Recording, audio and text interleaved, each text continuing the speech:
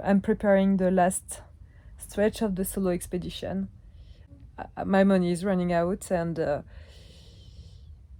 I want to take the risk to ship my car to the Middle East.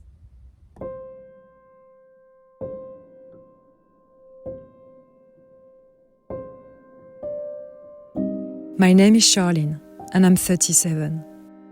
4 years ago from now, life showed me how unpredictable she can be, again. So I made a promise to my heart. I told him that I will reconsider my biggest dreams, and that I will fight as much as I can to make them come true. I was more than decided to change the life I was living, and to make it mine once for all. So my heart brought me to Africa, a continent which chased my anxiety and sadness away. A fascinating place where immensity flirts with beauty and where wilderness is the queen. I spent 18 months roaming the colorful and poetic landscapes of Mama Africa. I had no fixed itinerary, but my heart for GPS and my gut as a protector.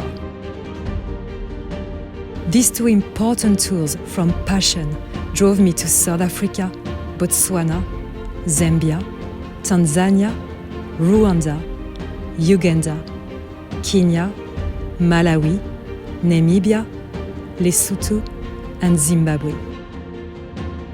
I traveled some of these countries more than once. Why? Because I told you, I followed my heart. And you know, this is my story.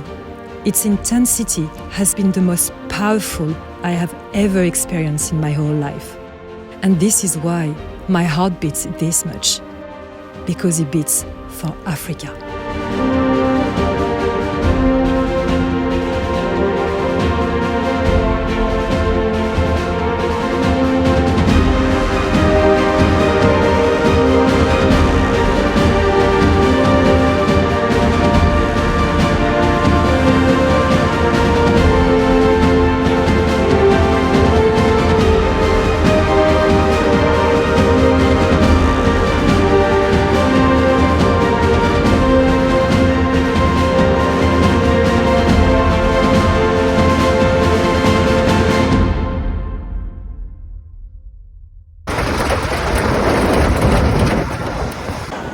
All this has been possible thanks to my travel partner, which is actually way more than that. Of course, I'm talking about Rafiki, my Toyota Hilux.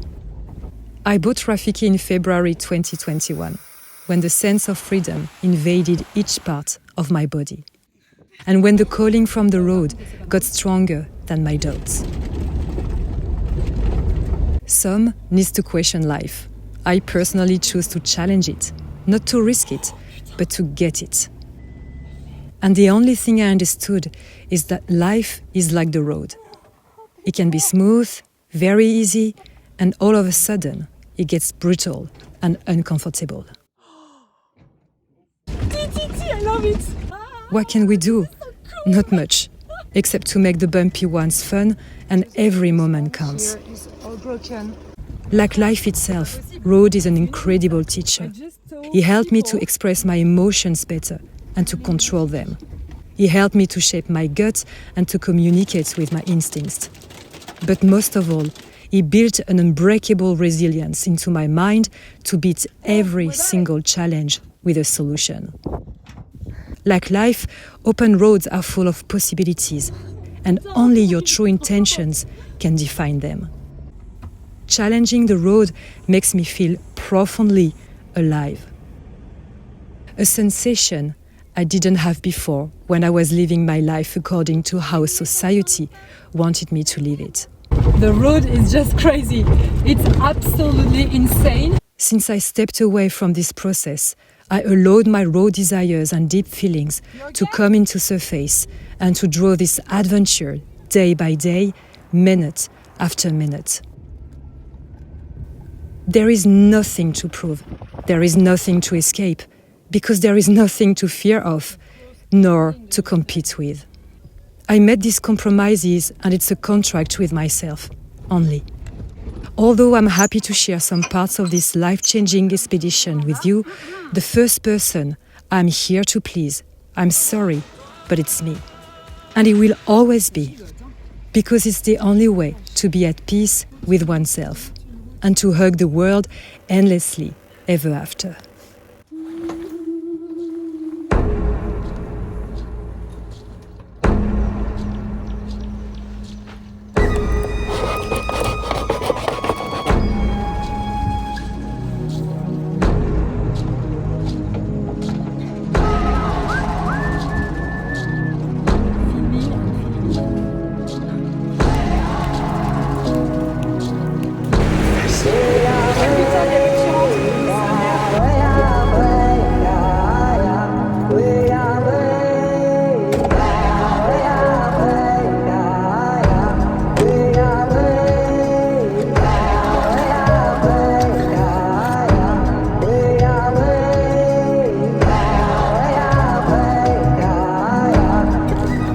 I choose to travel solo simply because I refuse to wait for the right person forever, and that I had to take care of my dreams first.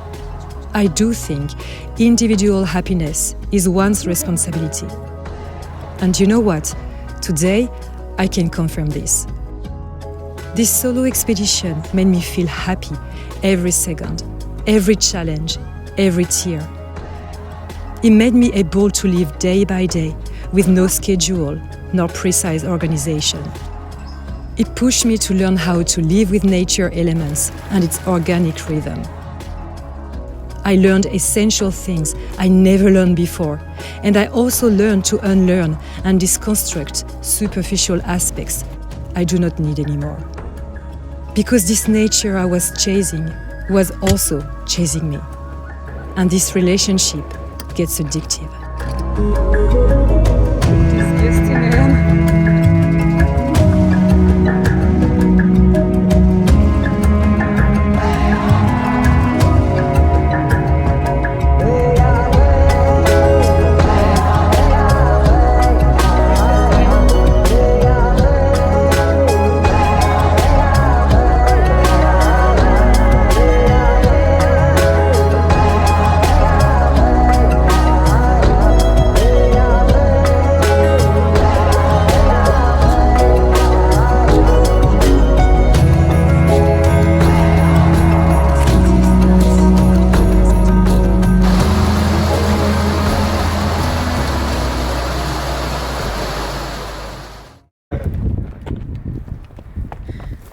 Far away from my frames of references, I try to understand who I am and this adult I have become.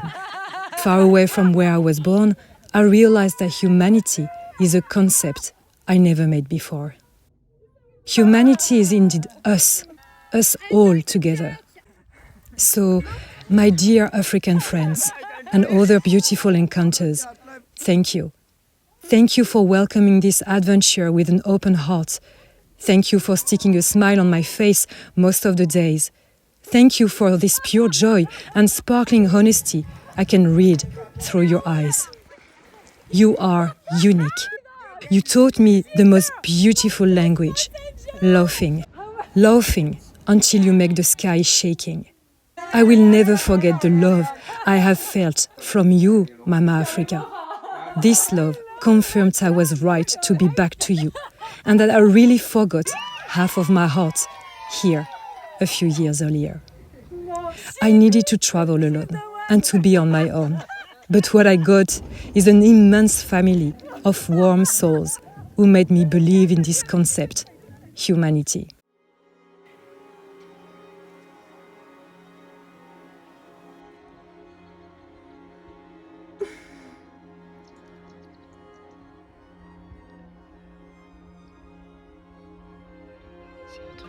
It's amazing, like, I follow them.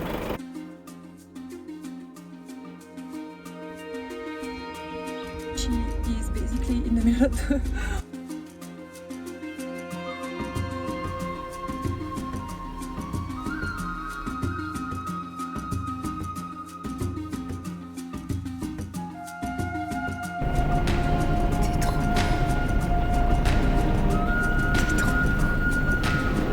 T'es trop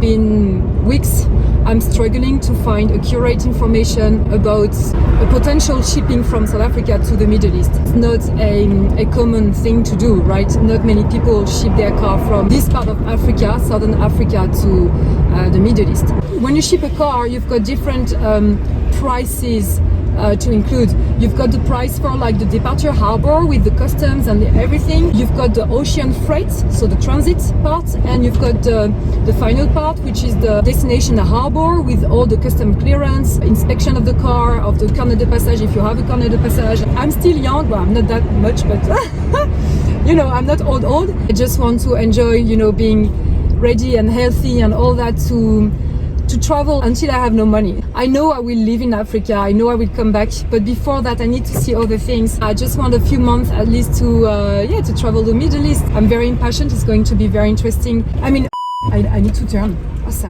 When I talk, I do. Sorry, I'm not from here, I'm French.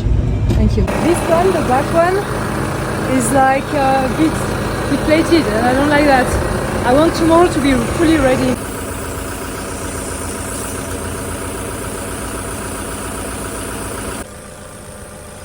It's official. I'm about to ship Rafiki to the Middle East. And after a couple of months struggling to get concrete information, Rafiki has a 20-feet container booked on a cargo ship, finally. I will thus have to drive from Pretoria, located in the Gauteng province, to Durban in the KwaZulu-Natal, my favorite province in South Africa. To ship a private vehicle from one continent to another is a big negotiation, and it implies a certain process. I need to make Rafiki ready. I need to clean it a bit, to unplug all devices like the auxiliary battery and the fridge, obviously, and to pack my bags while my Hilux is at sea. I'm not stressed, but you need to understand that Rafiki is my home, and that everything I possess is in this car.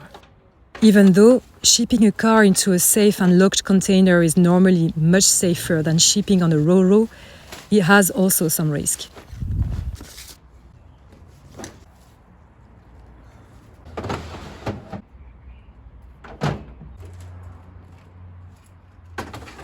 See, everything is packed, and this is the cab. This water is going to disappear. I'm going to take it with me. Here, all the spare parts. I'm going to leave the fridge open, all the boxes, everything. My disgusting hand. I'm still working around Rafiki. Now, actually, Eileen, she washed my sheets for the tent, so when I arrive in Dubai, everything is going to be clean and washed and smelling good. Now I'm going to climb in the tent and to put the sheets back.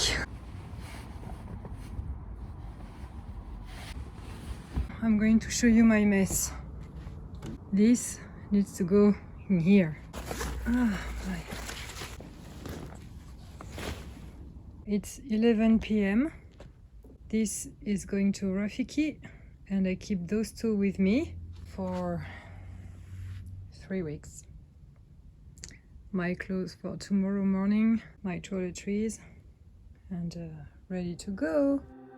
I just woke up.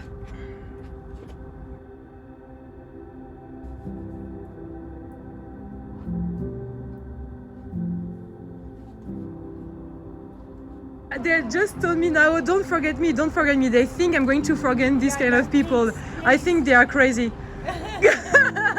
Look at them. We love you so much. I love you too.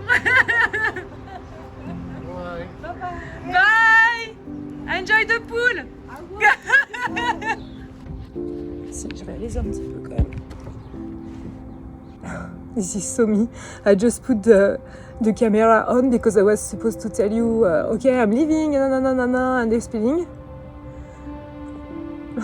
But I'm sad. I leave it recording because that's part of the game. Cries. And it's so funny because I just told Eileen, I'm not emotional today, that's weird. I don't realize it, but I realize.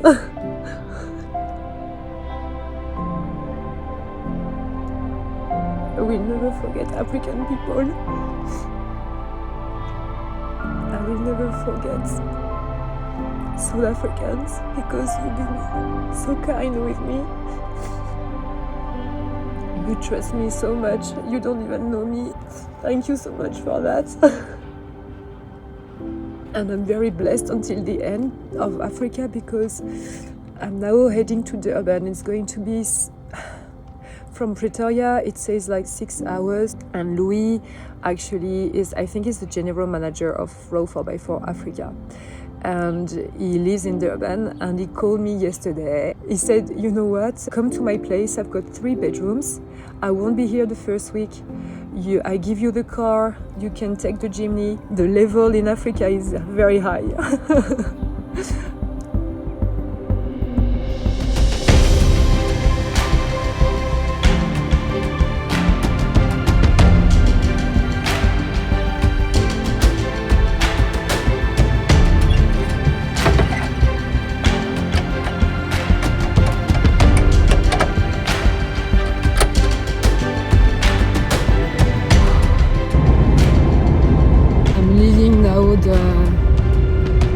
Downtown Pretoria, sorry. It says arrival 3 p.m. It's going to be 5. This is current situation.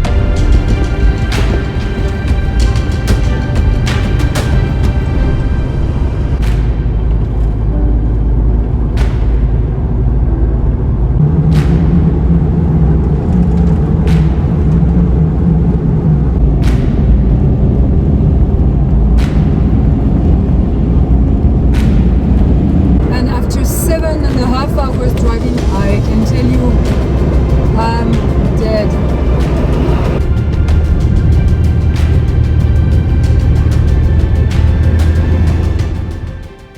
I was working there and now Rafiki time, of course, barefoot, otherwise it's not funny.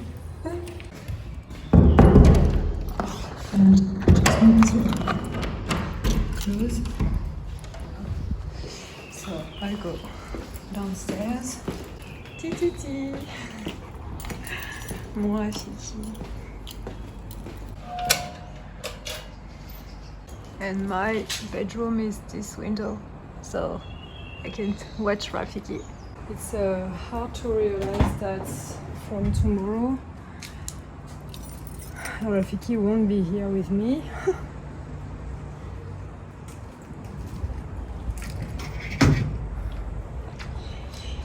So I prefer not to think too much. I just want to put Rafiki in the container and then inshallah.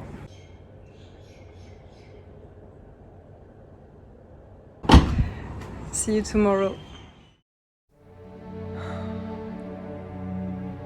Last day with Rafiki.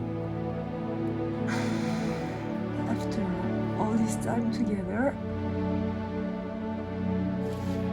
Rafiki.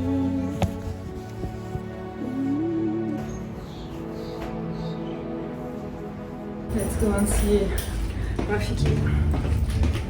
Stan from row 4x4 is going to join me because once I leave Rafiki, I need to be able to come back.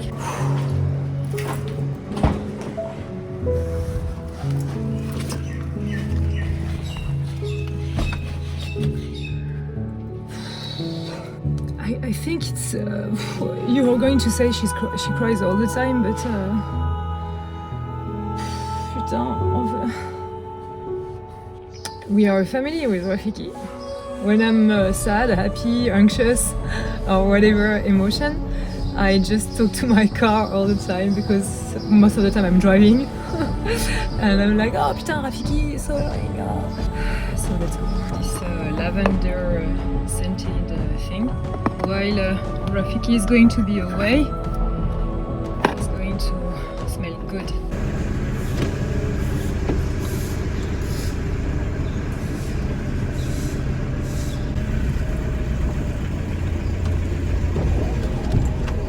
It's beautiful because I'm going to explore the Middle East. I'm very impatient. I also feel the need actually to see something else because Africa is very exhausting, especially when you travel constantly, alone, woman, all that. So let's be realistic, it's very, very tiring. It is going to be tricky, very tricky, money-wise, but it's something I want to experience because we have one life and, you know, I don't want to have any regrets.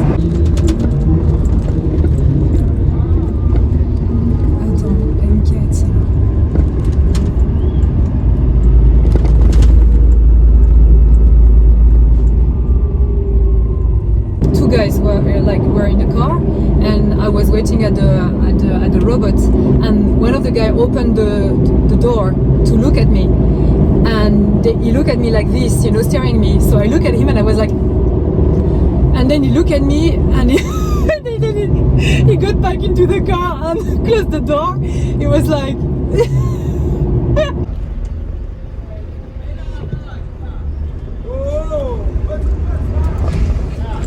Hi! Yeah. Where do I park? Just waiting for customs officers. They haven't come yet. Yeah. But you can just drive. Okay. Now he's going to take the container and to turn it so I can traffic in it.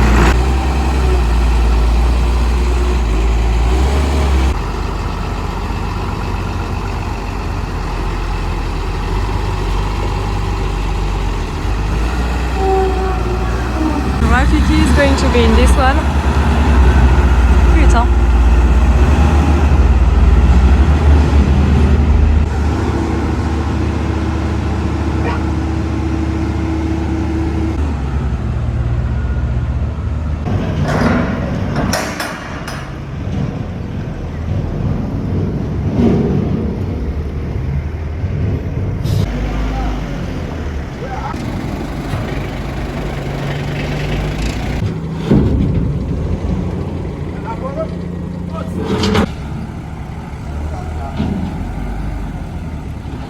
Stan is there. He arrived from row 4x4 and he's going to drive me home after. Now they are actually checking my carnet de passage to see if the engine number is matching with, you know, the one filled in the carnet. I'm going to drive Rafiki in the container. They're going to lock the container. I'm going to keep the seal with me. I took a picture already. And then they're going to go in town to stamp my carnet de passage and then to drive back, and they're going to give it to me.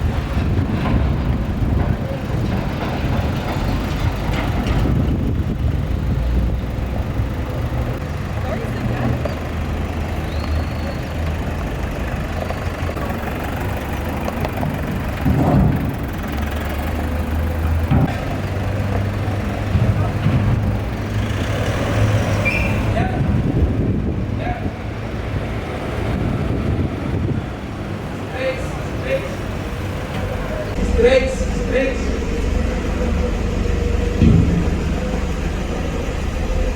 What's the space there, Sam? Got 5. It's close. Okay, thank you.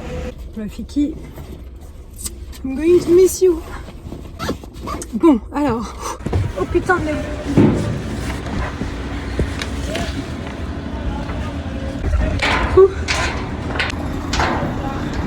just happy the video's on you. I was stressing. So I put a cover. I know it's in the container, but we never know. Here to protect everything. Everything is locked. Unplugged the auxiliary battery. This is such an amazing experience.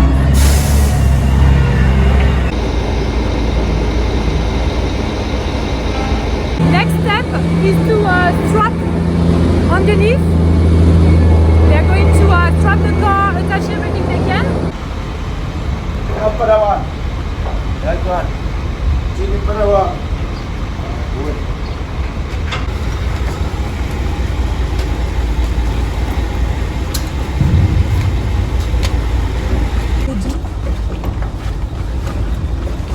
See the front chassis Yeah, is yeah, strapped forward and it's strapped backwards. yeah, The back axle is strapped forward and strapped backwards. and backwards, yeah.